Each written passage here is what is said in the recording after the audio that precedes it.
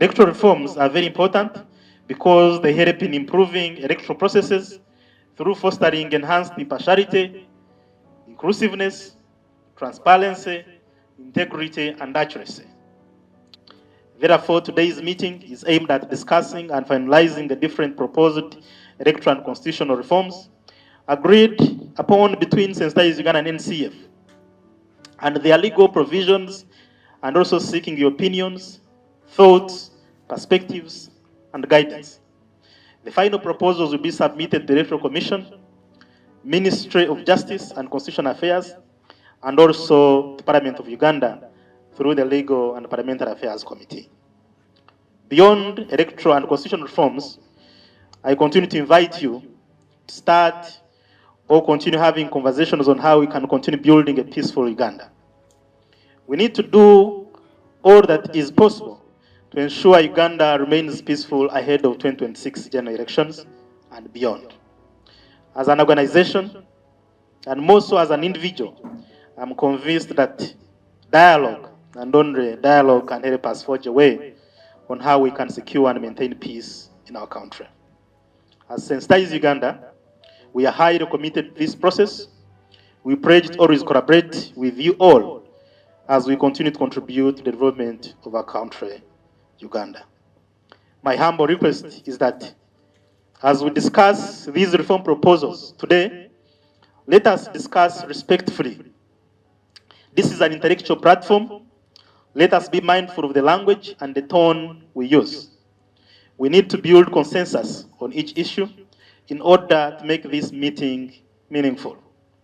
And if we conclude, what shall happen is that this position shall be presented to the NCF plenary. And therefore, as NCF, we are concerned that this business must be concluded today so that we give a report to the full plenary, which is coming on Monday. And after that plenary, NCF shall therefore now carry the harmonized position with Census Uganda. We shall now forward it to the Minister of Justice and Constitutional Affairs. I gathered they are represented also here. They are also here. We need to take that report to the Minister, who will then forward it to Parliament for deliberations. Proposed amendment A, to provide for nomination, vetting, and appointment of members of Electoral Commission through an open and competitive process in consultation with key stakeholders, including political parties, CSOs, and professional bodies. We have the justification here: to ensure transparency in the appointment of members of Electoral Commission. The principle here is to amend Article 60, Section 1 of the Constitution to provide for nomination, vetting, appointment of members of Electoral Commission through an open and competitive process in consultation with key stakeholders, including political parties, CSOs, and professional bodies. This one should be maintained, because if we scrap it, we shall be encouraging corruption and swindling of public resources. So I think we shouldn't even exclude the president, because we can also, when we come to the president, separate his campaign funds from his office. We draw a line. And I think, like when you mentioned countries like the US, that's what they do. The president doesn't use state funds to campaign. To amend the Constitution, Presidential Elections Act, Parliamentary Election Act, and the Local Governments Act to limit all elective offices to 2 5-year terms. Proposed amendment J, to reinstate again age limit for presidential candidates. The principle here is to amend Article 102 of the Constitution to reinstate age limit for presidential candidates. Let me hear your thoughts. So I pray that we maintain it. For the sake of age limit. I guess I would pray that we can have it dropped, since you're sure that the presidential term limit caters for the age limit as well. Really, if I became a president at 75 or 78, I'm sure that 2 terms, they are not too bad. Realistically, we just can't throw away people because they are old, when they are the best leaders we have. We just can't block people because they have served 2 terms, when we still need them. So we need to be very careful. You know, we are borrowing a lot from the West. Realistically, I'm saying, term limits, they are real, yes, you want 2 terms, but have you learned? Are you able to serve this nation the way you are supposed to? Are you able to unlock your potential? We take so long to learn things. You go to Parliament, people spend the first 5 years, they haven't learned anything. And they will tell you after the first Sanja, they will need a second one to do what took them there. And it is real. You look at yourselves, where you work. Realistically, how long do you take to learn things? That we drop it. What I haven't clearly picked is whether we need to continue with the B or we need to drop it of term limits. How many are saying that we continue with this proposal of reinstating presidential term limits? Let me see hands. Okay, how many are saying that we remove it, we shouldn't continue with it? So B is remaining.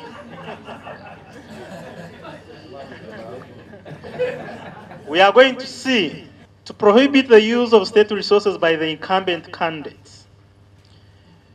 That it is unfair for incumbent candidates to use state resources during campaigns and the other candidates use their private resources for campaigns. So we amend the Constitution, Presidential Elections Act, and the Law Government Act to prohibit the use of state resources by the incumbent. We can tolerate that for a period of time of 1 Chisanja, because if we were to serve 2, the first one we will not be using state resources. It's only on the second time. And you use it once and you go away. The problem we have now is this man has been favored for the last 5 terms using state resources to come back to power. My proposal here is that we maintain it at all levels. Proposed Amendment A, to provide for an independent National Consultative Forum, Secretariat, as an independent and autonomous registration body for political parties and organizations. The principle here is to amend Section 20 of the Political Parties Organizations Act to provide for an independent NCF. It is the Secretary of the Electoral Commission who writes. He's the one who writes on our behalf. I don't know whether on our behalf or on our behalf, I don't know.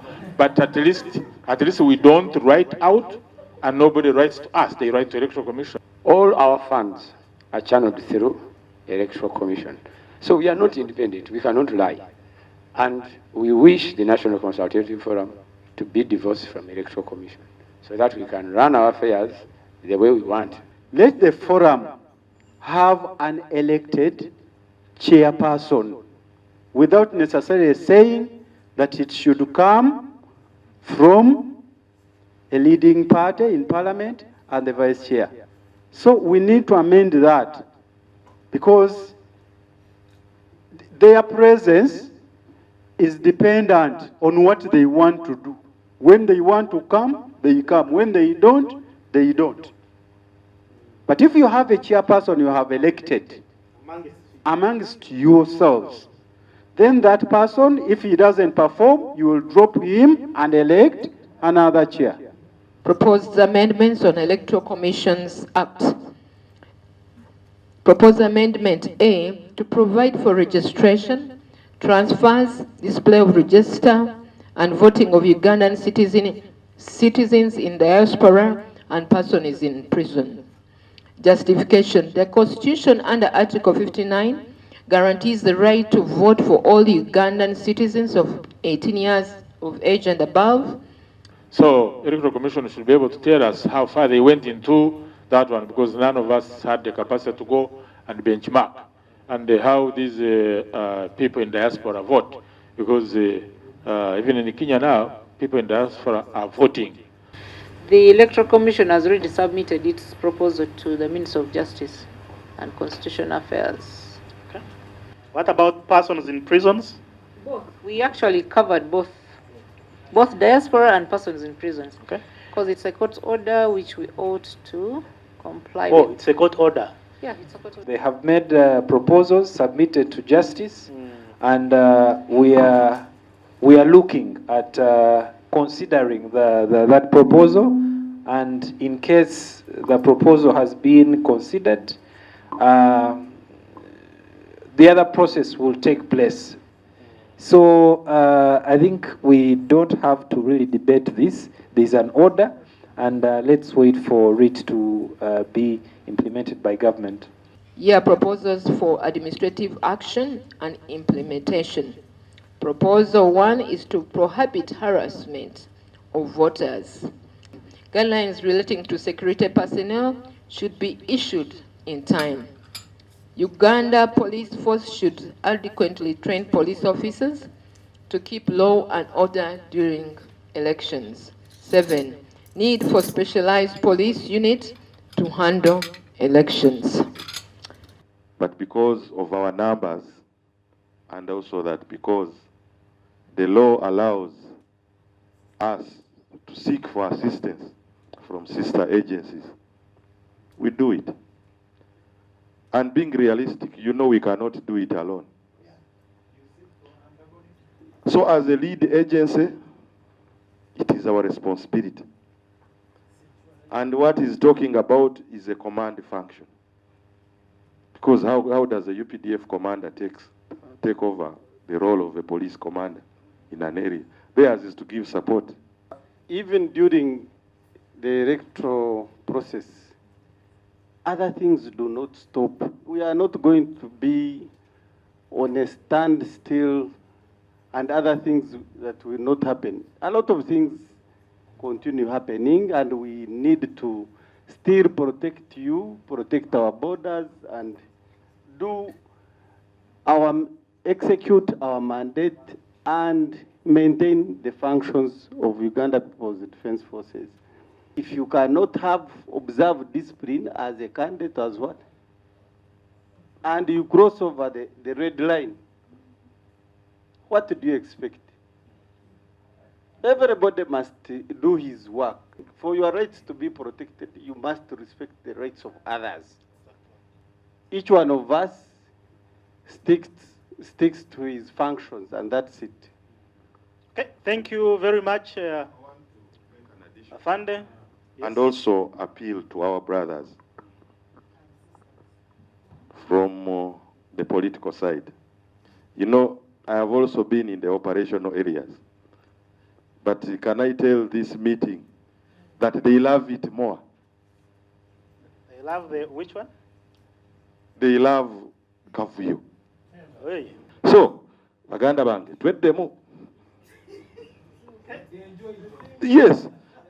So it is a two-way. You should also be, as much as you demand discipline for us, be disciplined and also be honest. You cannot ramble alone. You cannot tango alone. Be kind to them as they execute their duties. Yes. And they will be kind to you. I'm telling you, they are very good guys. I entirely agree with you that there are some people in the opposition whom, if their rallies go without disruption, that rally is not successful. I want to thank the National Consultative Forum for Political Parties and Organizations for this collaboration and partnership to make sure we make a contribution. I'm sure the future will not judge us badly.